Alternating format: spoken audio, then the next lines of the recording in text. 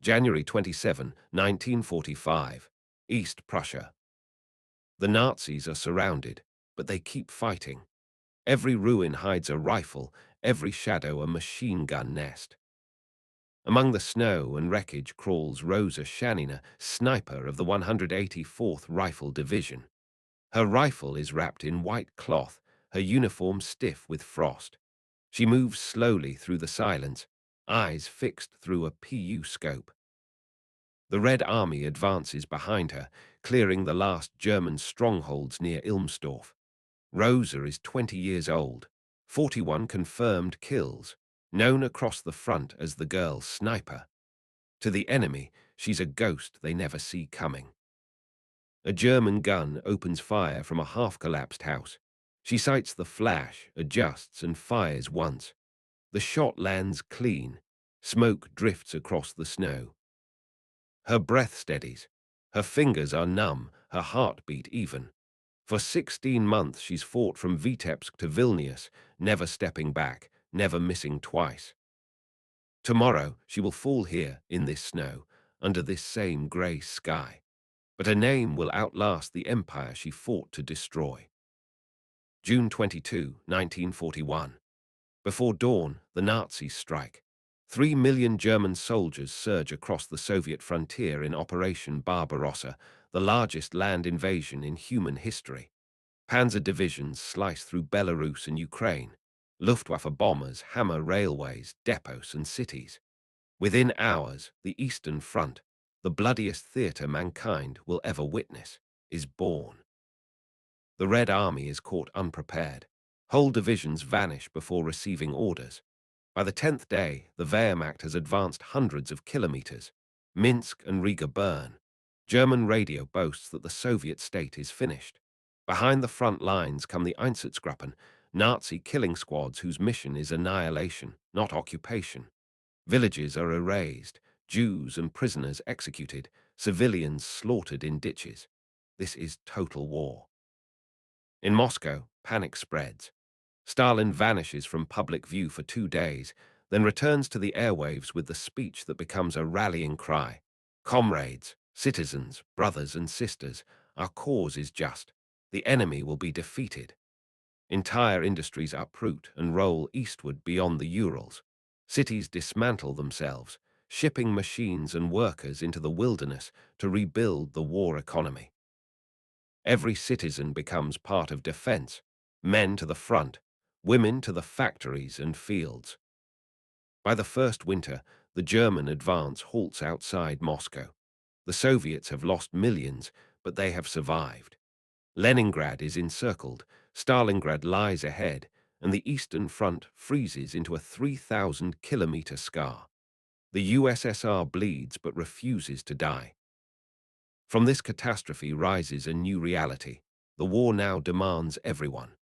Women begin filling ranks once reserved for men, truck drivers, tank mechanics, medics, pilots, and eventually, snipers. Necessity erases tradition. The idea shocks the German command, but transforms Soviet warfare forever. The sniper role proves uniquely suited to women. Instructors notice early that female trainees possess the patience, steadiness, and fine motor control required for the craft. They can remain motionless for hours, their breathing slow, their concentration absolute. By 1942, the Central Women's Sniper Training School opens near Moscow. Its purpose is precise: to produce invisible killers who conserve ammunition and multiply fear. 2,000 graduates will emerge before the war ends.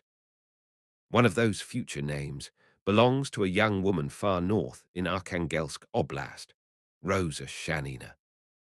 Born in 1924 in the village of Yedma, she is the daughter of a logger and a milkmaid. Life in the northern forests is harsh. Long winters, isolation, hunger. Her father, a veteran of the First World War, teaches discipline.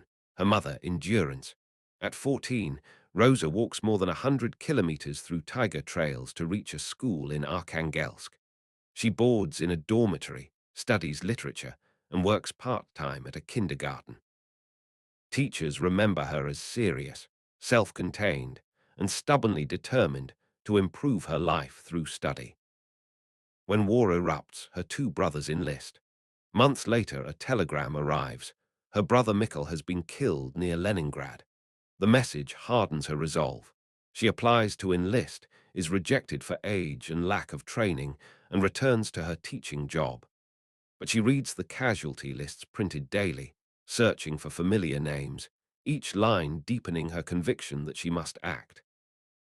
In 1943, she writes repeatedly to the military commissariat. The third letter succeeds. Orders arrive. Report to the Central Women's Sniper School, Podolsk district, near Moscow. The train south exposes her to the war's ruin, burned towns, cratered bridges, endless convoys of wounded. When she reaches the camp that winter, hundreds of women are already drilling in snow-covered fields, rifles slung over thin coats. They come from farms, universities, and factories. All are volunteers. Training is merciless. Days begin before dawn with endurance runs and end with live-fire exercises. Recruits study ballistics, camouflage, range estimation, and silent movement. They practice crawling through mud for hours without raising snow or dust. Every error earns extra drills. Instructors, battle-hardened veterans from Stalingrad, teach them to read wind, distance, and terrain as instinctively as breath. The best sniper, one officer tells them, is the one the enemy never sees. Roza excels. Her accuracy at 300 meters is near perfect, her patience exceptional. She keeps meticulous notes on wind speed and elevation.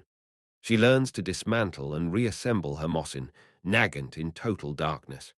During breaks, she helps others adjust scopes and firing posture. Instructors describe her as quiet, relentless, and unemotional, a model cadet. At night, she writes in a small notebook. The entries are concise.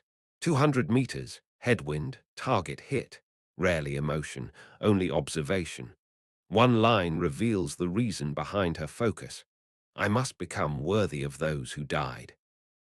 By spring 1944, she graduates with distinction and is promoted to corporal. Her posting arrives within days. 184th Rifle Division, 5th Army, 3rd Belarusian Front. Destination, Belarus. The train carrying her detachment rumbles through a landscape stripped bare by war. Burned locomotives lie rusting along the tracks. Villagers wave silently as soldiers pass. The Eastern Front is preparing for Operation Bagration, the massive summer assault intended to annihilate the German Army Group Center. Over 2 million Soviet troops assemble. Their objective, liberation of Belarus and the destruction of the Nazi line. When Roza reaches the front near Vitebsk in June 1944, the ground itself vibrates with artillery. Within days, she will fire her first shot in combat. The teacher from Yedma has become a sniper in the greatest war the world has ever known. By mid-1944, the Soviet Union is preparing for its largest offensive since Stalingrad, Operation Bagration. The plan: annihilate the German Army Group Center, reclaim Belarus, and push toward East Prussia. More than 2 million Red Army soldiers are assembled along a 1,000-kilometer front. The scale is beyond imagination. When Roza Shanina reaches the front near Vitebsk, she steps into a world of ruins. The forests are filled with shell craters and burned-out tanks. Villages exist only as smoldering outlines. The air smells of gunpowder and wet soil. Roza is assigned to the 184th Rifle Division, 5th Army, under the 3rd Belarusian Front. She reports to her commander, who studies her file in silence. Age 20, sniper school graduate, marksmanship class, A, his only question. Can you kill? She answers simply, I can. Her issued weapon is the Mosin, Nagant M9130, fitted with a PU scope, standard among Soviet snipers. She personalizes the rifle immediately, adjusting the stock and trigger pull to match her shooting rhythm. It becomes her closest companion. In late June 1944, Operation Bagration begins. The artillery barrage is deafening. The Red Army unleashes 100,000 guns across the front, their blasts lighting the night like a storm. German defences collapse under the bombardment. Roza's division advances behind the first wave, clearing machine gun nests and spotting officers through their optics. Her first confirmed kill comes near Vitebsk, a German machine gunner hiding behind a barn wall. One shot, clean and final. She records it in her diary. 1. Wind calm. The entry is as cold as the snow she once trained in. In the weeks that follow, she and her partner, sniper Yekaterina Kostina, take up positions ahead of infantry assaults. They fire from tree lines, destroyed buildings, and drainage ditches. Patience is survival. They can wait for hours for one good shot. Their work clears the path for advancing units and prevents ambushes. By July, Vitebsk falls. The Red Army sweeps through Orsha, Mogilov, and Minsk. The German front collapses entirely. Thousands of Wehrmacht soldiers are captured or killed. Roza earns praise from her platoon commander for eliminating a German observation team that had pinned down Soviet artillery. Her marksmanship saves dozens of lives. She writes in her notebook, "It is not about bravery, it is calculation. Wait, breathe, aim, shoot." The division continues pushing west into Lithuania. The fighting shifts from open fields to cities and forests. In Vilnius, July 1944, she experiences her first urban battle, a sniper's nightmare of reflections, angles, and hidden fire. Roza adapts quickly, using rubble for elevation and broken window frames for cover. Her accuracy remains near perfect. She fires only when certain. During the siege of Vilnius, she holds a position for 72 hours without rest, eliminating multiple German positions across a street under constant bombardment. Her performance earns her the Order of Glory, second class. The citation reads, "Displayed courage and skill in urban combat, destroying enemy machine gun crews under heavy fire." Photographers and journalists begin to visit the front. The Soviet Information Bureau collects stories of heroism to sustain morale across the USSR. Roza's photo appears in a small field newspaper, a calm young woman in a snow-covered uniform, rifle across her knees. The caption simply says, "The girl sniper of the 3rd Belarusian Front." Her fame grows, though she doesn't seek it. In interviews, she speaks quietly, always deflecting attention. "There are many like me," she says. "We just do our work." By autumn, her division crosses into East Prussia, German soil. For the first time since the war began, the Red Army is fighting inside the enemy's homeland. The landscape changes. Stone houses, well-built roads, orchards frozen under snow. But every village hides resistance. The Germans know what defeat means and fight without restraint. Roza's diary notes the shift in tone. "They fight like animals cornered. Every ruin hides a gun." The sniper's war becomes even more personal, short distances, silent duels, sudden death. She describes the smell of gun oil and pine needles, the constant fear of counter-snipers. In October 1944, near Gumbinnen, Roza performs one of her most daring acts. During a German counterattack, an artillery officer is hit and lies exposed in the open. Under heavy fire, she crawls forward, drags him to cover, and returns fire to hold off the enemy. The officer survives.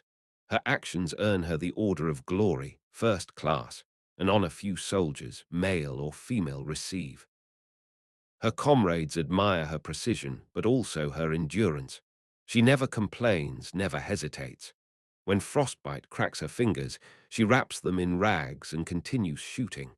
When shells fall close, she keeps her head down and her rifle ready. She is both a weapon and a guardian. Her diary from December 1944, Ria. DS, the snow does not stop. The cold eats everything, but we move forward. Germany is close. As the new year begins, the front stabilizes along the East Prussian border. The Soviet command prepares for the final assault toward Königsberg. The 184th Rifle Division is chosen for direct engagement. Roza volunteers for every forward mission. Her legend spreads across the front. Commanders from nearby units send soldiers to observe her techniques, breathing control, trigger discipline, and camouflage. She teaches them quietly, without ceremony. Her name circulates through both Soviet and German intelligence. To her comrades, she is simply Roza. To the enemy, an invisible terror. By mid-January 1945, the division is positioned near Ilmstorf, a fortified village east of Königsberg. German defenses are desperate, machine guns hidden in basements, snipers on roofs, mortars buried in snow. Roza records her location and mission, observation and cover fire for assault group. The next entry in her diary will be her last. She was 20 years old and already carried the discipline of a veteran. Roza rarely spoke unless necessary. She moved with the quiet precision of someone who measured time in breaths, not minutes. Her comrades said she never showed fear, not when shells landed nearby, not when bullets cracked through the trees above her head. In her diary, she never wrote about fear, only distance, weather, and results. 2 targets, snowstorm, wind steady. That was how she recorded death, like inventory. To those around her, she seemed distant but never cruel. She shared her rations with younger soldiers, repaired their rifles, and cleaned her scope even when she could barely keep her hands from shaking in the cold. Sometimes, when the front was quiet, she read lines from Pushkin to the platoon, short verses about snow, silence, and fate. For a moment, the war disappeared. Then the gunfire returned, and she went back to work. Her discipline was almost unnatural. She treated war as a series of tasks to be completed without emotion, not because she was hardened, but because feeling too much was dangerous. A soldier once asked how she managed to stay calm after a close call. Roza simply said, "It's a job. You finish it or you don't." That simplicity became her strength. When others panicked, she stayed still. When officers hesitated, she acted. She was not fearless. She had learned to operate through fear, to ignore it until the mission ended. Her precision changed the way men around her fought. Infantry units advancing under her watch knew the unseen threat ahead. The German snipers and machine guns would already be dealt with. They said Rosa's presence on the line meant survival. She could clear a path with silence alone. Every movement she made was deliberate. She preferred positions in elevated ruins or treelands overlooking open ground. Her camouflage was perfect, white smocks in snow, bark-colored rags in forest. From a distance, she disappeared completely. She could lie motionless for hours, eyes fixed on the scope, body numb, mind empty except for distance and wind. Her rifle, a Mosin, Nagant with a PU scope, was tuned perfectly to her breathing pattern. The trigger had been filed smooth to respond to the lightest touch. She fired rarely. A wasted bullet meant wasted time. Each shot was a decision, measured, final, absolute. The men who fought beside her said they could always tell when she was about to fire. She would exhale once, pause, and the sound would follow. 1 shot, never 2. In the fields around Vitebsk, she learned to hunt German machine gun teams that stalled Soviet advances. She studied their rhythm, waited for the brief second between reloads, and ended them with 1 clean pull of the trigger. Reports of her accuracy reached divisional command. Commanders began assigning her to forward reconnaissance, the most dangerous work, crawling through no man's land ahead of infantry to eliminate officers and radio operators before the attack began. The Germans called Soviet female snipers Die Unsichtbare Tod, the invisible death. They feared them more than artillery. Entire platoons hesitated to move during daylight, convinced a single Soviet woman was watching them through glass somewhere in the ruins. Their fear was earned. Counter-snipers were sent specifically to hunt Rosa's section. She responded with cunning. She left decoy helmets propped on sticks, fired once from one location, then shifted 20 meters and waited. When the German fired back at the decoy, She spotted the flash and ended the duel instantly. Her survival rate under such conditions was extraordinary. The strain, however, was constant. Hours without movement, meals missed. The mind trapped in the rhythm of breath, aim, trigger, reload. Even in rest, she couldn't escape it. Her diary shows flashes of exhaustion. We no longer feel cold. We no longer dream. Yet she never requested leave, never accepted offers to transfer away from the front. Psychologists today might call it focus born from trauma, the human mind stripped to its most functional core. For Rosa, it was simply duty. Her brother had died early in the war. His death had written her purpose. She saw herself not as a symbol or a hero, but as a replacement, someone filling the gap left by the dead. The soldiers who knew her said she carried herself like an officer without insignia. She never raised her voice, never ordered, only acted, and others followed. Even officers twice her age listened when she spoke about positions or sightlines. Her calm under pressure gave weight to her words. In moments between missions, when she allowed herself to rest, the war's cost crept back in. In one note she wrote, "When I see them through the scope, I think someone waits for him too." The line ends without punctuation, as if she couldn't finish the thought. It's one of the few times she acknowledged empathy. She buried it quickly under the next page, coordinates, Y. And D, direction. Her face changed over time. Photographs from the sniper school show a young woman with bright, alert eyes. By the winter of 1945, those same eyes are tired, hollowed by weeks without sleep. The calm remains, but it's heavier now, the stillness of someone who has accepted the war's cost long before peace arrives. By then, she was no longer just another sniper. Her reports were studied by officers, her name printed in army bulletins, her accuracy referenced in training lectures. Yet she avoided the attention. When asked by a reporter about her reputation, she replied, "There are many of us. I am only one." The war consumed identity. Her diary proves it.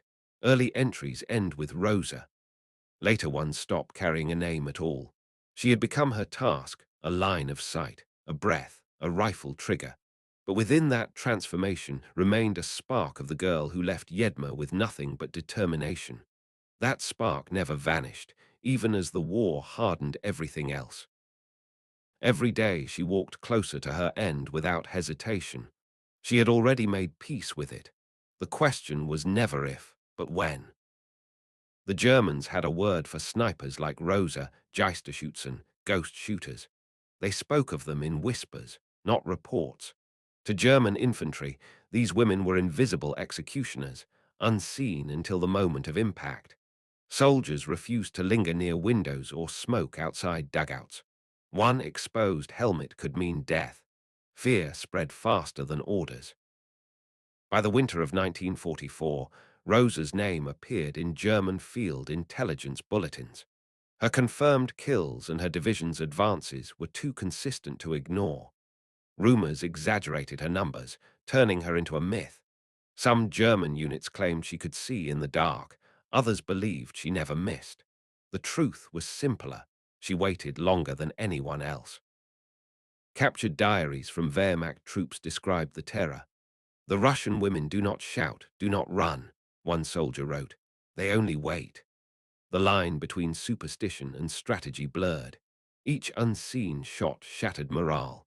For a soldier already freezing and starving, the idea of a silent Soviet sniper watching from the snow was unbearable. Rosa's presence on the battlefield was psychological warfare in itself. She didn't intend it that way. Her purpose was tactical. But to the men she fought against, she became a ghost whose existence turned courage into hesitation. The longer she lived, the slower they moved. While the enemy feared her, Soviet command saw opportunity. The Red Army needed faces that could inspire endurance. Rosa became one of those faces. War correspondents began appearing at the front with cameras and notebooks. They wanted photographs, quotes, and stories. She posed reluctantly, rifle across her knees, expression calm. The caption beneath her image would read, Sniper Roza of the 3rd Belarusian Front, 41 confirmed kills. The newspapers turned her into a symbol of Soviet resilience, a young woman from the north who traded a classroom for the rifle.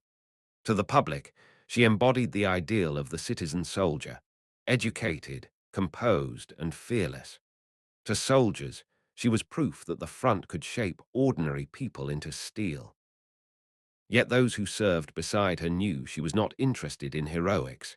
She avoided journalists, spoke briefly when ordered to, and returned to her post. When a reporter once called her the best female sniper of the front, she replied simply, "There are many better. They just don't write about them." Her commanders respected that humility. She trained new recruits personally, correcting posture and breathing. Her teaching was quiet and efficient. When her students hesitated, she told them, "You do not shoot to hate, you shoot to end." That line spread across sniper units as a kind of field wisdom. It summarized the entire moral weight of her work. To the Soviet state, she represented the perfect balance of determination and modesty. Propaganda emphasized her discipline, her calm under fire, and her loyalty to the cause. But within those same reports lay a paradox. Rosa's greatness came from the very silence that propaganda couldn't capture. She didn't shout slogans or deliver speeches. She simply performed with precision until the end. Her legend grew even as her body weakened. Months of frostbite and sleeplessness left her thin, pale, and coughing from the cold. But whenever the division rotated out of combat zones, she refused rest. "While they fight, I will fight," she wrote. That refusal of comfort became part of her myth. Beneath the myth, however, was a moral fatigue that even her discipline couldn't erase. She wrote little about emotion, but between the lines it leaked through. "We count kills like days," she scribbled in one notebook margin. "But no one counts what it does inside." She didn't elaborate, but the meaning was clear. The war was consuming her as surely as it consumed those she killed. For every confirmed kill, there was an invisible toll. Snipers were trained to detach completely, to see only movement, not faces. But Rosa was human, and detachment was never absolute. The first time she shot a German officer at close range, she wrote afterward, "He turned when I fired." She never mentioned it again. Her words reveal the contradiction that defines all great soldiers. She was both executioner and witness. She killed to protect others, but each act etched deeper into her conscience. The Red Army saw that focus as strength. Historians now recognize it as survival instinct. For Rosa, there was no difference. To the people back home, she remained a hero untouched by weakness. To herself, she was simply part of a larger machine moving toward Berlin. She once described her role bluntly: "We are cogs, some fall out, the rest keep turning." It was not despair, it was understanding. By 1945, even as victory neared, she sensed the cost of that victory. The diary entries from her final month show exhaustion mixed with acceptance. "We are advancing. It will end soon. I feel nothing." That was not apathy, it was the M. Tinus left, when purpose erases everything else. Her morality was never in question. She fought an enemy that had destroyed her homeland. But she understood the paradox of survival. The more efficient she became, the further she drifted from the life she once knew. She would not live long enough to confront that truth, but her writing made sure no one could ignore it. After her death, commanders described her as an ideal Soviet soldier. They were right, but not in the way they intended. She embodied the war's cold arithmetic, precision, sacrifice, silence. She proved that courage doesn't always roar. Sometimes it whispers through a scope, breathes once, and pulls the trigger. Every nation needs its heroes, but Rosa's legacy is sharper than heroism. She reminds the world that even in the cleanest shot lies a question, one that no uniform or flag can answer. The Germans had a word for snipers like Rosa, Geisterschützen, ghost shooters. They spoke of them in whispers, not reports. To German infantry, These women were invisible executioners, unseen until the moment of impact. Soldiers refused to linger near windows or smoke outside dugouts. One exposed helmet could mean death. Fear spread faster than orders. By the winter of 1944, Rosa's name appeared in German field intelligence bulletins. Her confirmed kills and her division's advances were too consistent to ignore. Rumors exaggerated her numbers, turning her into a myth. Some German units claimed she could see in the dark. Others believed she never missed. The truth was simpler. She waited longer than anyone else. Captured diaries from Wehrmacht troops described the terror. "The Russian women do not shout, do not run," one soldier wrote. "They only wait." The line between superstition and strategy blurred. Each unseen shot shattered morale. For a soldier already freezing and starving, the idea of a silent Soviet sniper watching from the snow was unbearable. Rosa's presence on the battlefield was psychological warfare in itself. She didn't intend it that way. Her purpose was tactical. But to the men she fought against, she became a ghost whose existence turned courage into hesitation. The longer she lived, the slower they moved.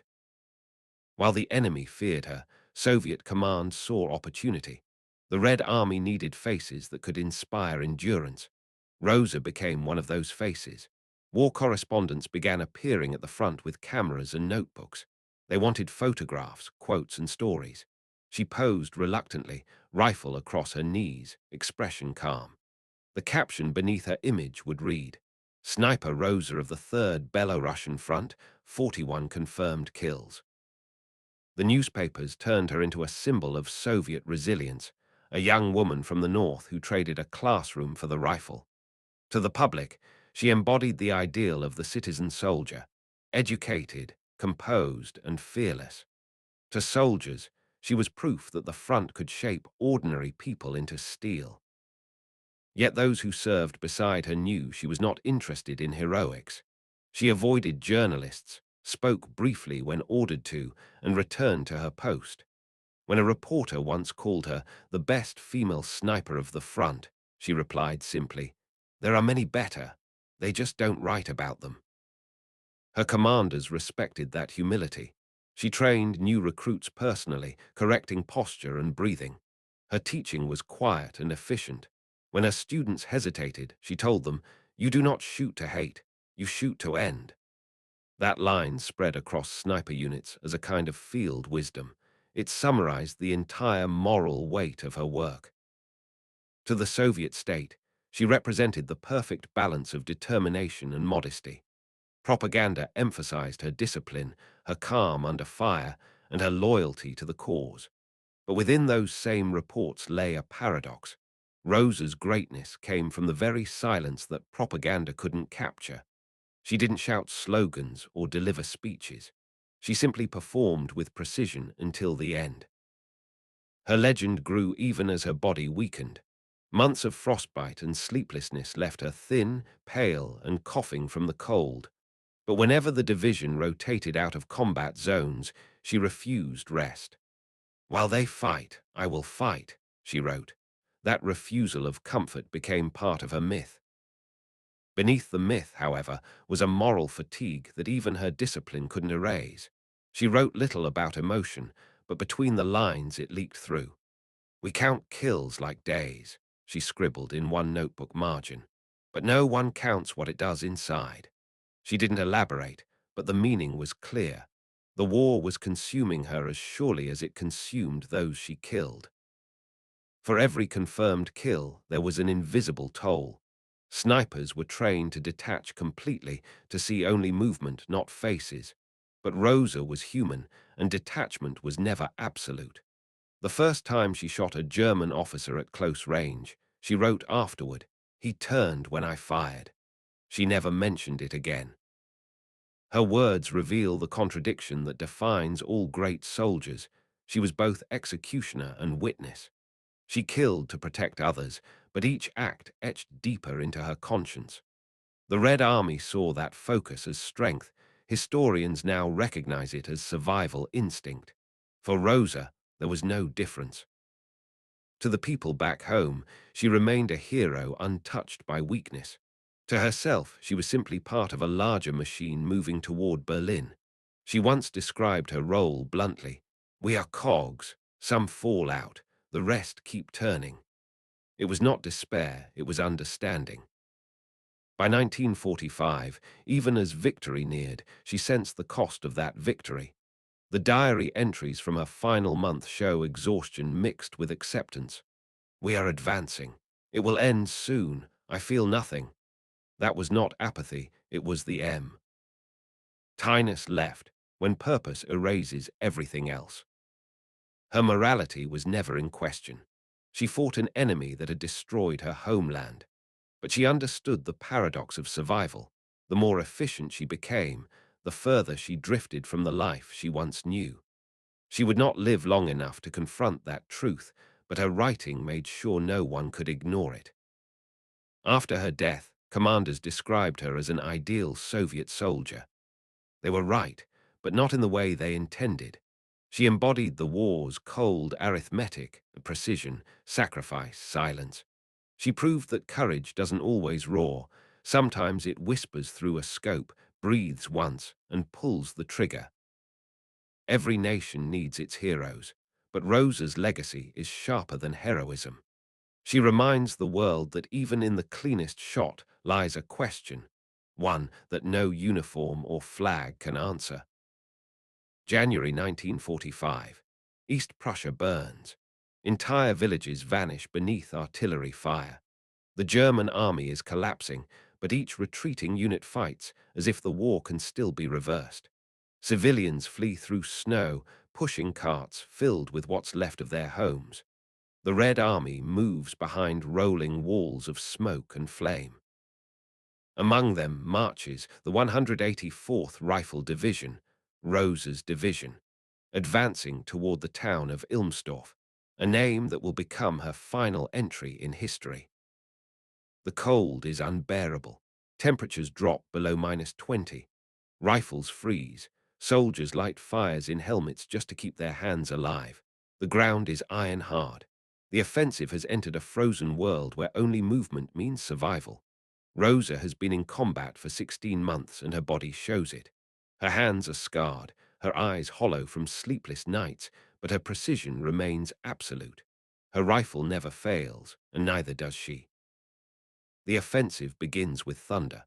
Soviet artillery pounds Ilmstorf for hours, 120 mortars, Katyusha rockets, heavy guns. The night sky flashes red against snow. German positions vanish, yet the resistance continues. When the barrage stops, Soviet infantry move in.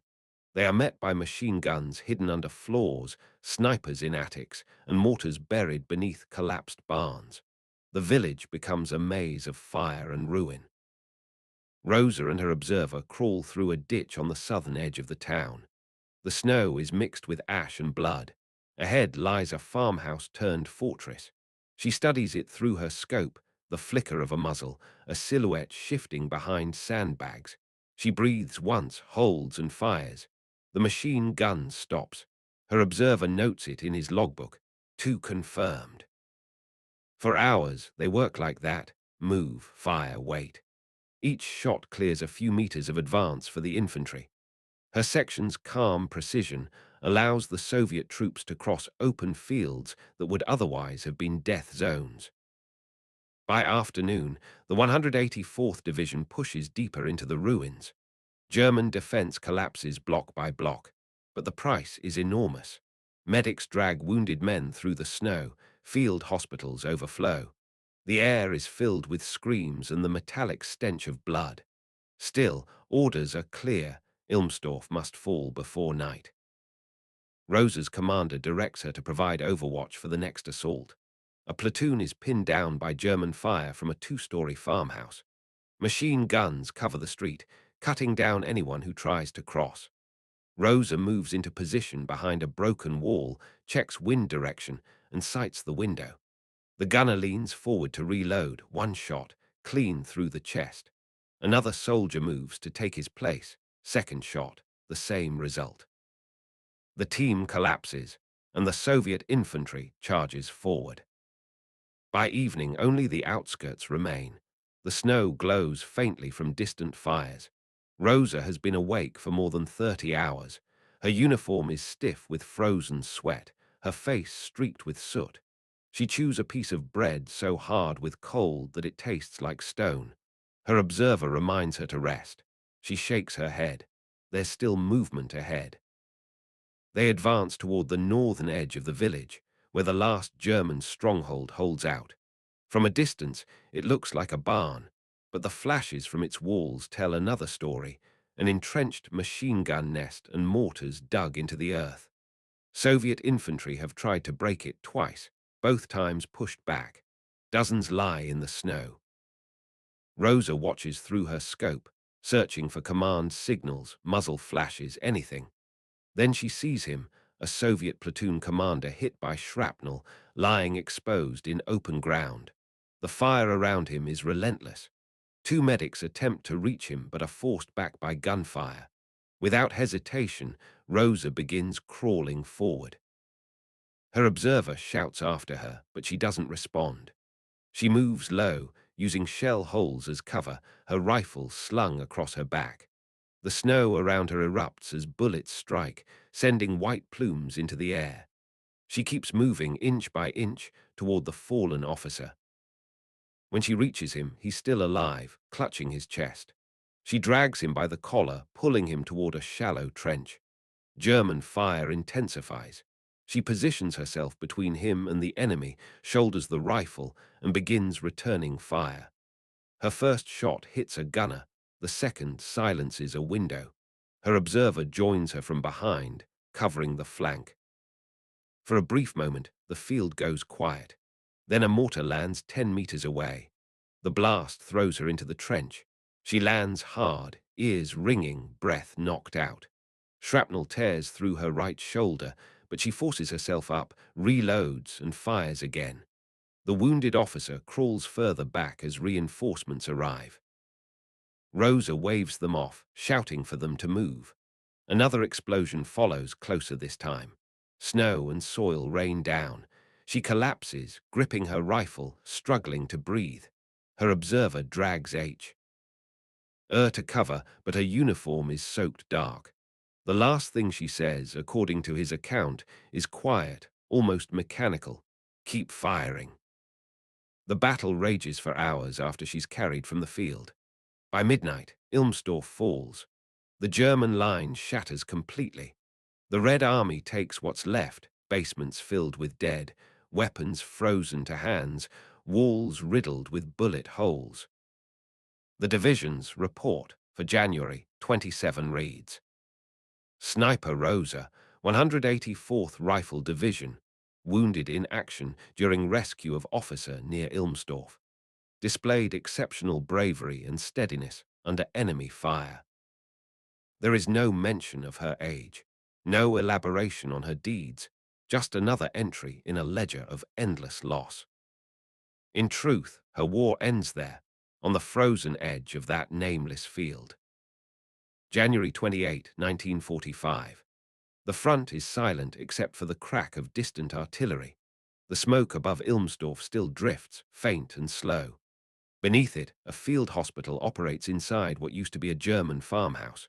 The roof is half gone, windows blown out, doors replaced with canvas sheets. Inside, soldiers lie shoulder to shoulder on the floor, their bodies wrapped in blankets, breath visible in the cold air. Rosa lies among them.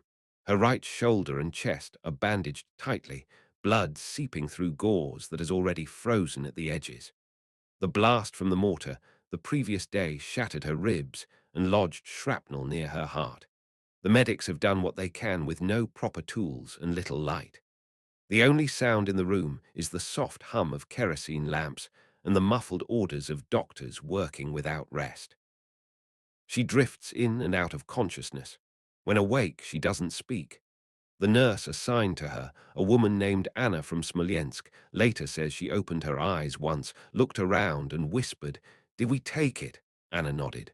Rosa closed her eyes again. That was the last time she spoke. The 184th Rifle Division has already moved on, advancing west. The war doesn't stop for its wounded.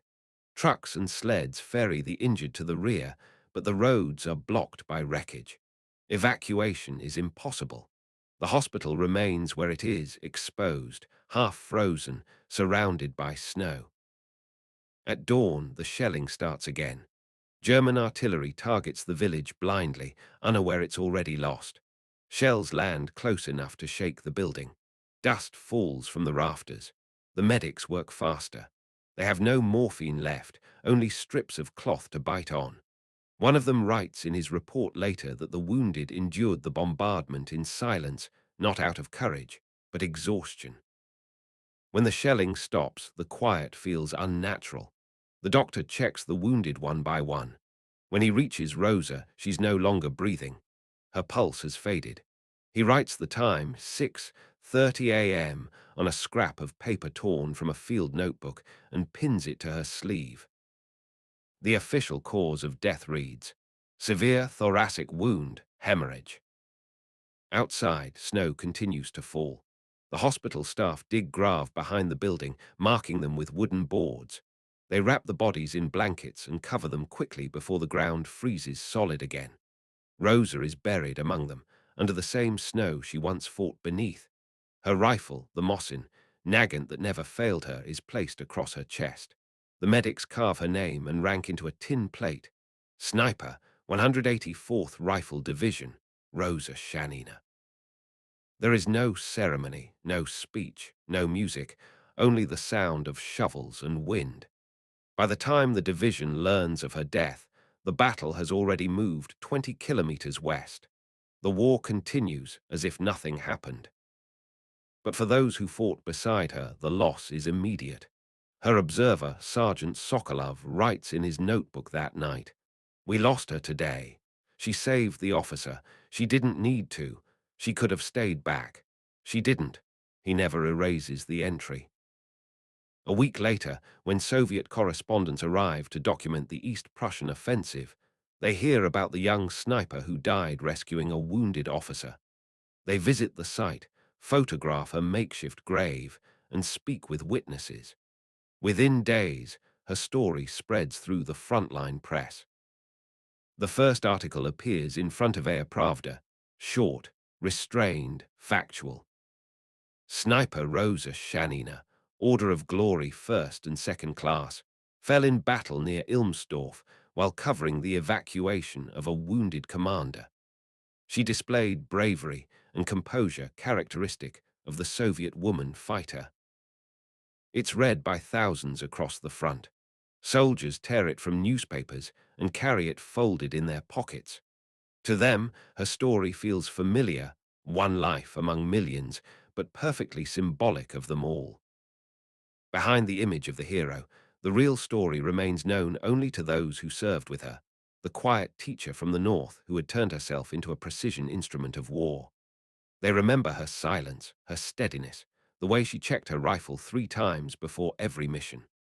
They remember that she laughed only once in weeks, when a comrade accidentally stepped into a trench full of snow and vanished from sight. It was small, ordinary, human.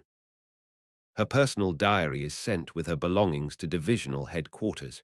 Inside are short notes written across 6 months: Vitebsk, Orsha, Vilnius, Gumbinnen. The entries are mechanical but revealing.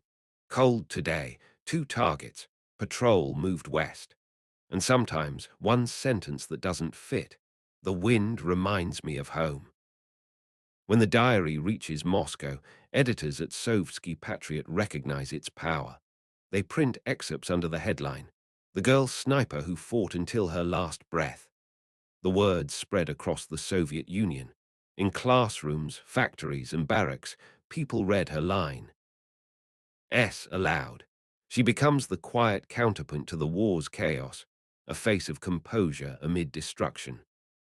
Years later, after the war, investigators from the Red Army return to Ilmsdorf to relocate the fallen. They find her grave under a pine tree behind the ruins of the field hospital. Her remains are moved to a military cemetery in Königsberg, later Kaliningrad. The tin nameplate is preserved in the archives of the Defense Ministry. Time passes, and with it, clarity fades. Myths replace memories. Some claim she was killed by a sniper, others by shrapnel to the heart. Official reports remain unchanged. Mortar fire while rescuing a wounded officer. But those who saw her that day know the truth. She died the same way she fought, forward, steady, without hesitation. For the Red Army, her story becomes more than a casualty record. It becomes a teaching example, used in sniper schools to demonstrate courage under fire and precision under stress. In later years, her face appears on posters, medals, and books. Yet the real Rosa remains inside the words she wrote herself. Quiet, exact, never sentimental.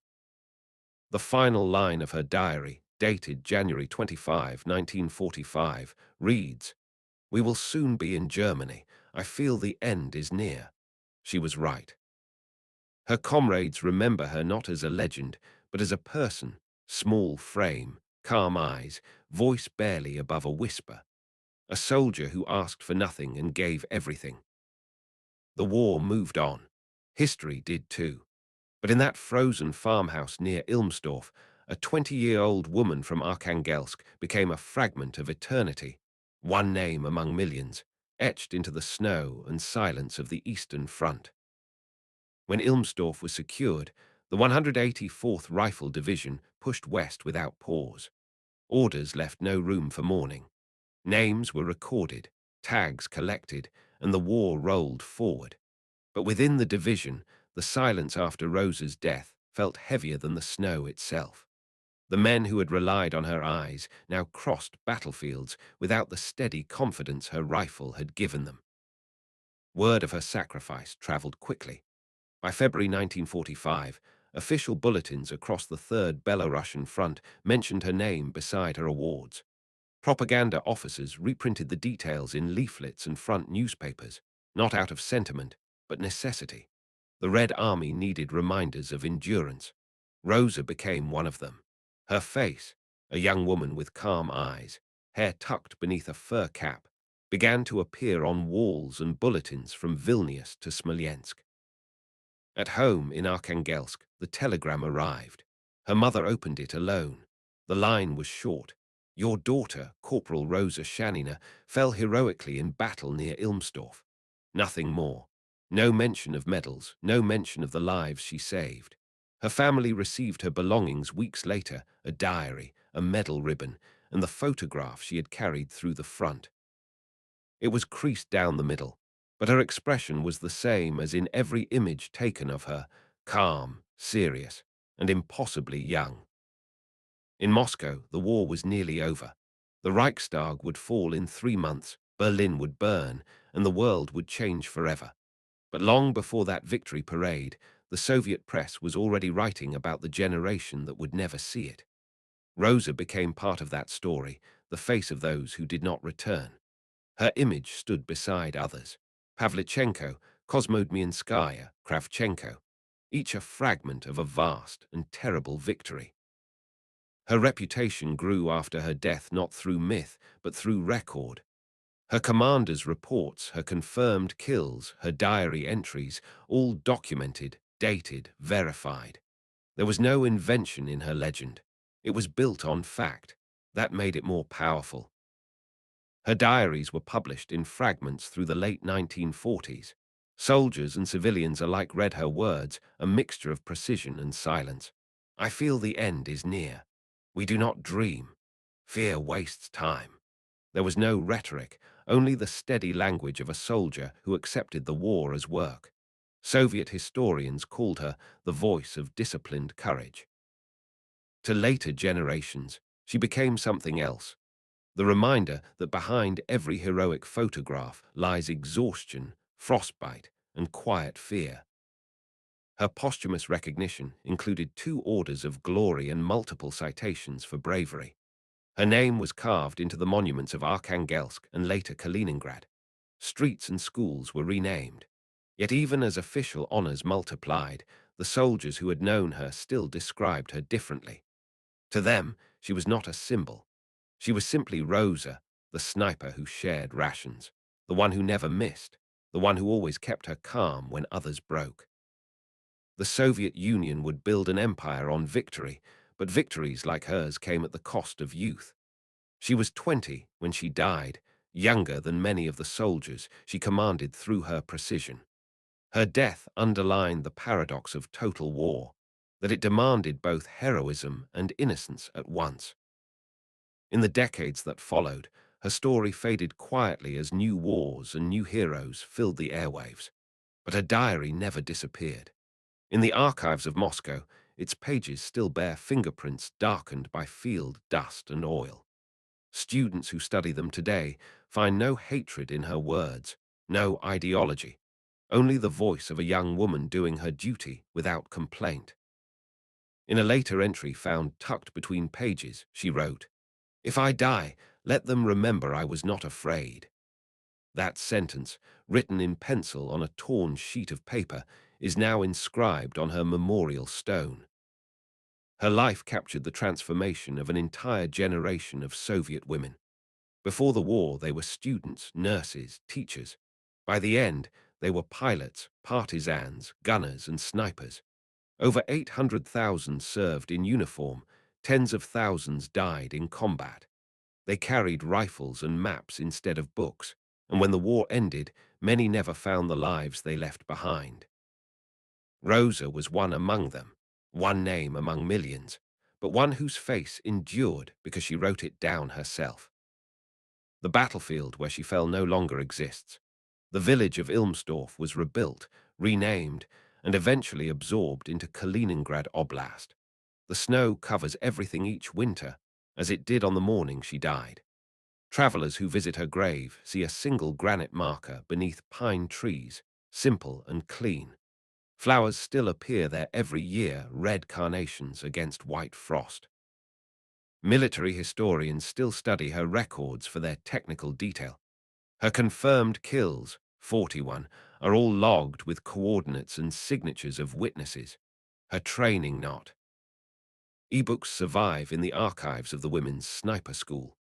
They contain diagrams of bullet trajectories, wind adjustments, and notes on how to remain undetected. They read more like a scientific manual than the diary of a young woman at war. Yet her words, scattered through those pages, show something far more profound. "Each bullet is not hate," she wrote once. "It is balance."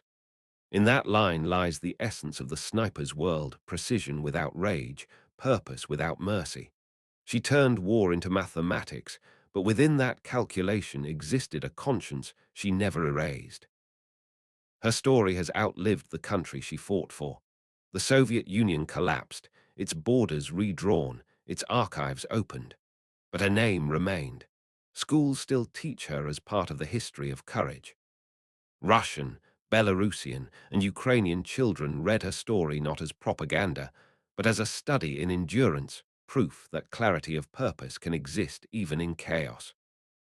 To historians, Rosa's death marked the closing arc of the Soviet sniper tradition.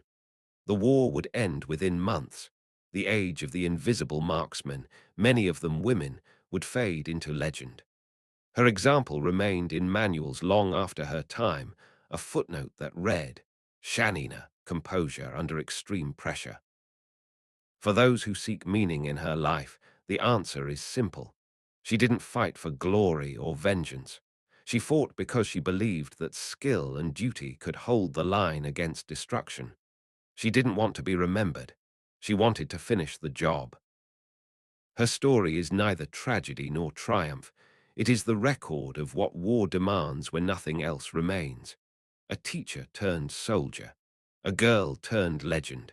A quiet breath in a storm that devoured nations. And though the snow of East Prussia melted long ago, the name Rosa still echoes in every account of that front, small, sharp, and steady, like the sound of a single rifle shot cutting through the silence.